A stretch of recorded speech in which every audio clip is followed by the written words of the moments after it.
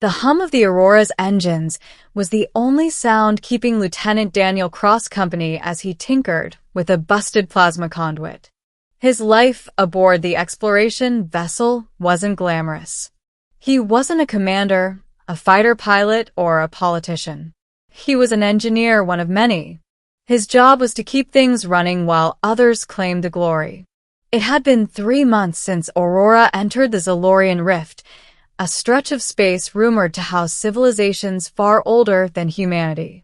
For Cross, it was supposed to be routine: patch leaks, calibrate shields, make sure no one's shower lost hot water. He was comfortable in his little corner of the universe. But comfort shattered when the distress call came. The Aurora intercepted a faint signal, an escape pod adrift in deep space.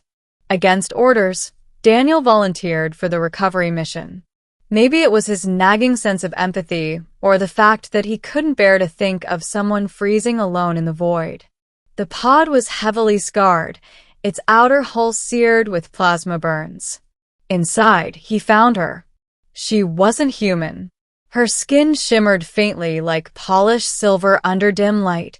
Her hair was a cascade of obsidian strands that seemed to float unnaturally, and her eyes, golden and radiant, watched him with a mixture of fear and defiance. She was clad in tattered armor, dented from countless battles.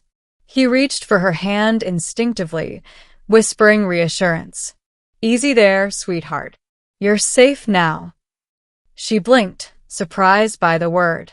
A strange warmth spread across her alien features. The golden fire in her eyes softened, and for the first time since he opened the pod, she looked less like a warrior and more like a woman who wanted to believe she could trust him. Middle. The woman's name, as Daniel later learned, was Kilira, a warrior from the shattered Valari Dominion. Her people had been locked in war against an enemy they called the Dreathax, a parasitic race that consumed worlds. Her ship, she explained, was destroyed in a final ambush. She had barely escaped with her life. At first, she was distant, suspicious. Every question was met with measured silence. She refused medical treatment until Daniel insisted, gently pressing a warm blanket over her shoulders while adjusting the biobed settings. "Sweetheart, you're going to burn yourself out if you don't let us help." That word again, sweetheart. She froze each time, as though the syllables bypassed her armor. For Kilira, titles mattered: captain, warlord, highborn. But Daniel's word was different. It wasn't about rank or status. It was personal. Late nights in the Aurora's medbay turned into conversations.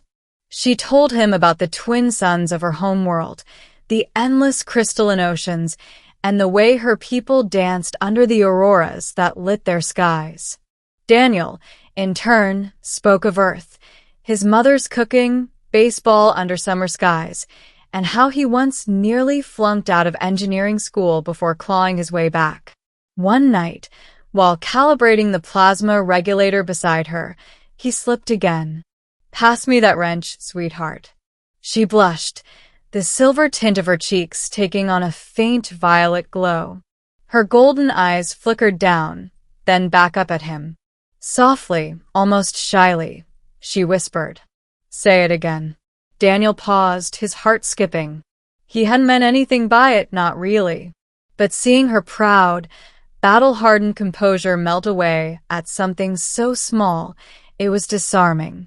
"Sweetheart," he said again, slower this time. She smiled. A real smile. From that moment, something unspoken tethered them together. But bonds are fragile in the void. Kilira's enemies weren't gone. The Dreathax had tracked her. Weeks after her rescue, Aurora's scanners picked up a Dreathax warship. The enemy was closing fast. The captain of Aurora insisted they hand Kilira over to avoid conflict. She wasn't human, after all. She was a liability. Daniel stood in the briefing room, fists clenched. "She's not a liability. She's alive because of us. Because of me." If you give her up, you're condemning her to death, and the Dreathaks won't stop with her. They'll come for us next. Kilira overheard everything. Later, in the quiet of engineering, she placed a hand over his. You risk too much for me. Sweetheart, Daniel whispered. You're worth it. The conflict. The Dreathaks ship struck. The Aurora trembled under plasma fire. Shields collapsed within minutes. The crew panicked. Kilira refused to hide. Instead, she demanded access to Aurora systems. Daniel trusted her and overrode the captain's lockdown protocols.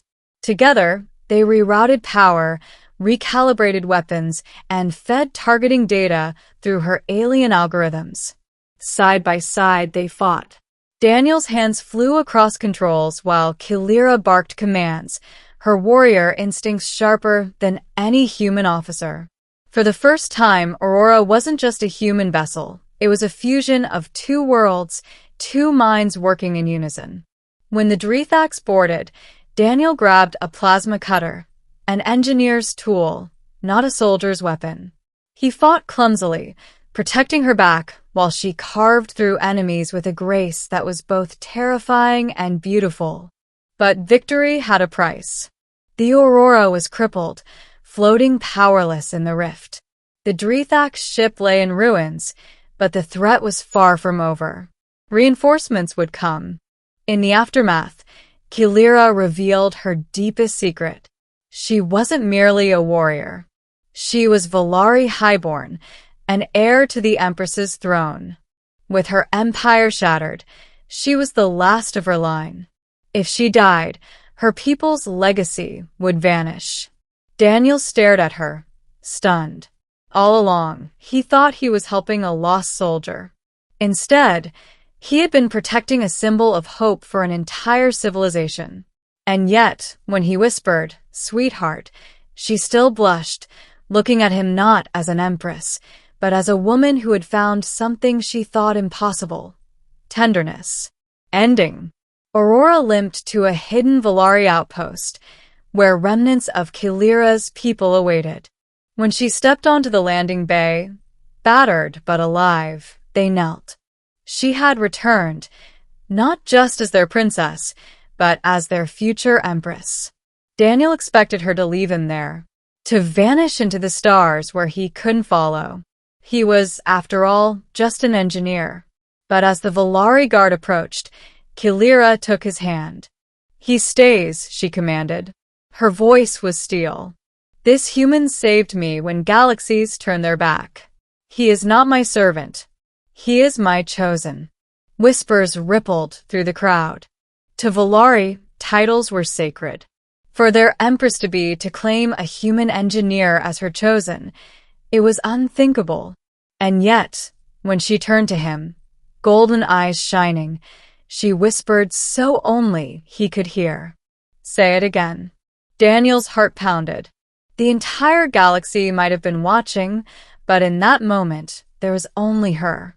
"Sweetheart." Her smile was radiant, softening the harsh lines of war and destiny. And in the midst of collapsing empires and rising wars, an engineer and an empress stood together, proof that sometimes the smallest words carry the power to change the course of galaxies.